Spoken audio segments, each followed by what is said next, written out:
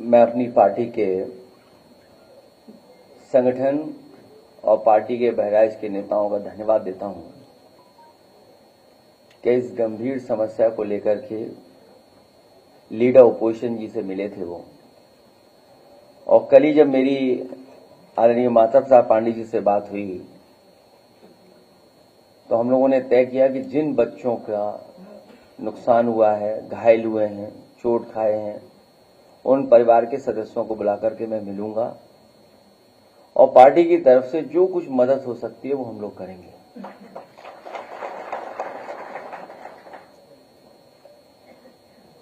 जब से भारतीय जनता पार्टी की सरकार उत्तर प्रदेश में बनी है,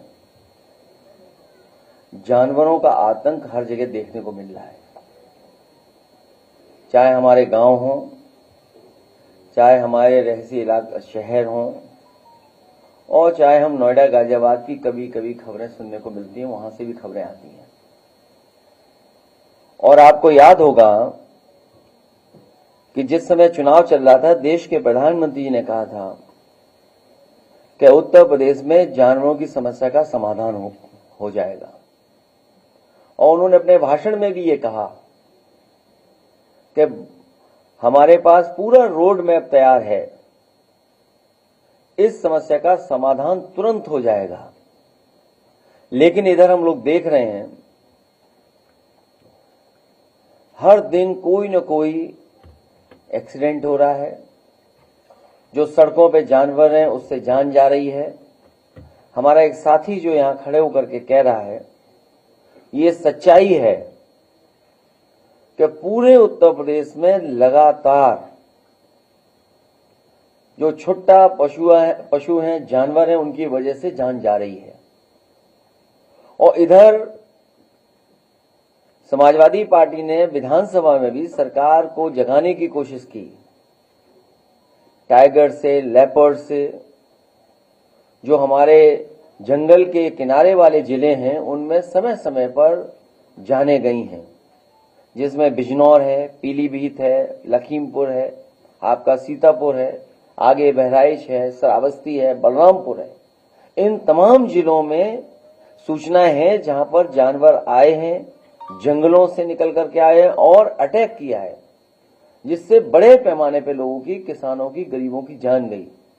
और इधर जो सुनने को मिल रहा है और देखने को मिल रहा है कि गीदड़ की वजह से पूरे के पूरा जो हमारा क्षेत्र है परेशान है, लोग भयभीत हैं, डरे हुए हैं। हमारे तमाम पत्रकार साथी भी मौके पे गए हैं, परिवार के सदस्यों से मिले हैं, उनकी बातचीत भी उन्होंने दिखाई है। और सरकार अभी भी गंभीर नहीं है। कभी सरकार ड्रोन उड़ाती है, कभी मुख्यमंत्री जी गोदी में बच्चे लेकर के ये साबित करने की कोशिश करते हैं कि सब बच्चे सुरक्षित हैं और हमने मदद कर दी है। और जब मदद भी की गई तो उसमें भेदभाव हुआ है। कम से कम सरकार को गरीब के साथ भेदभाव नहीं करना चाहिए। इन्होंने गरीबों के साथ भी भेदभाव किया है। समाजवादी पार्टी की मांग है कि जिन बच्चों की जान गई है उन परिवार के सदस्यों को 10 लाख रुपए की मदद हो, और जो घायल बच्चे हैं उनको 1 लाख रुपए की मदद सरकार को करनी चाहिए, और उनका पूरा का पूरा इलाज और सुरक्षा का इंतजाम होना चाहिए। जानवर जान ले रहे हैं यहां पे तो। और जिन्होंने, जैसा मैंने पहले कहा कि जिन्होंने जानवर की समस्या को खत्म करने के लिए बड़े बड़े वादे किए थे, उन लोगों की जवाबदेही निश्चित होनी चाहिए और वादा खिलाफी पर सवाल भी उठने चाहिए। जानवरों की समस्या से निपटने के लिए एक एसटीएफ बनानी चाहिए, और या फिर गीदड़ की समस्या का समाधान के लिए ये भी केस एसटीएफ को ट्रांसफर कर देना चाहिए। जो लोग देखते ही कहते हैं ठोक दो, कम से कम उस एसटीएफ को ये नया काम देना चाहिए कि गीदड़ों को भी ठोक दें। जानवरों के एनकाउंटर की जगह उनके रिहायशी जंगलों को अवैध कटाई से रोकने की जरूरत है। और सच्चाई ये है, जब से भारतीय जनता पार्टी की सरकार आई है, बड़े पैमाने पर जंगल की कटाई होना शुरू हुआ है, बड़े पैमाने पर जंगल काटे जा रहे हैं। जानवरों की समस्या से निपटने के लिए बुलडोजरी सोच से उभरना होगा।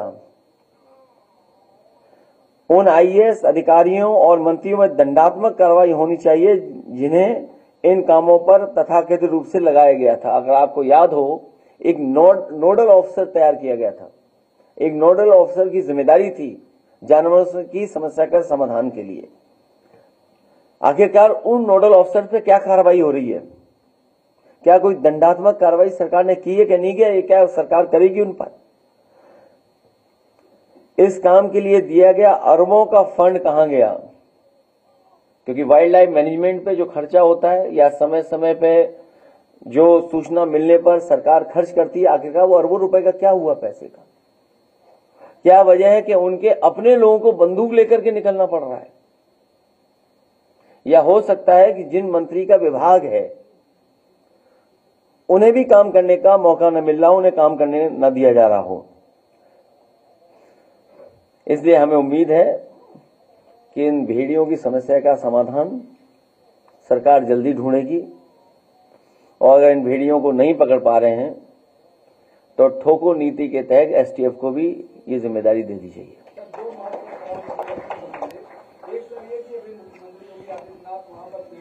गांव में गए थे जहां पर भेड़ियों का प्रभाव है, उन्होंने आंकड़े घायलों के बीच दिखाए और मृतकों के आपकी लिस्ट में 60 घायल हैं और मृतकों की संख्या लगभग 10 से बता रहे, कुछ लोग आ नहीं पाए। ये अंतर क्यों है सर?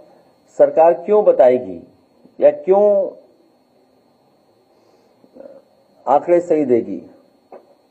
सरकार तो हर बात छिपाना चाहती है।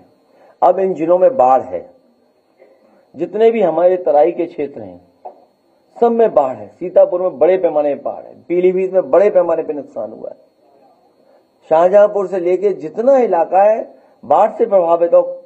गोरखपुर खुद मुख्यमंत्री जी का जिला, वहां पे लोग महीनों से परेशान है बाढ़ के कारण।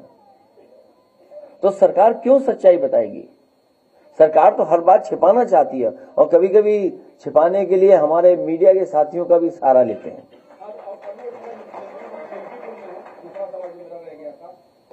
मैं कर दे रहा हूं तो आप अच्छे से बता देंगे। इन्होंने कहा कि पहले सनातन आस्था से खिलवाड़ होता था, इनको तो विवादित ढांचा प्यारा था, ये राम भक्तों पर चलाते थे, इसका सारा चिट्ठा खोलेंगे तो मुंह दिखाने लायक नहीं रहेंगे। समाजवादी पार्टी को अंधेरा पसंद है। क्या कहें सर इस तरह के आरोप लगाए मुख्यमंत्री जी ने बोला? इधर मुख्यमंत्री जी और मुख्यमंत्री जी के स्टेटमेंट कुछ अलग तरह से आ रहे हैं। समाजवादियों ने और खासकर मैंने कभी किसी संत, किसी अपने महंत, किसी सन्यासी के बारे में कुछ नहीं कहा। अगर उनको लगता है कि वो शब्द ऐसा है जिसका भाव वो किस रूप में ले रहे हैं, तो हम तो ये कहेंगे कि हमारे उत्तर प्रदेश के मुख्यमंत्री नहीं है, वो मठाधीश मुख्यमंत्री हैं। और फिर मठाधीश मुख्यमंत्री से उम्मीद भी क्या करोगे आप?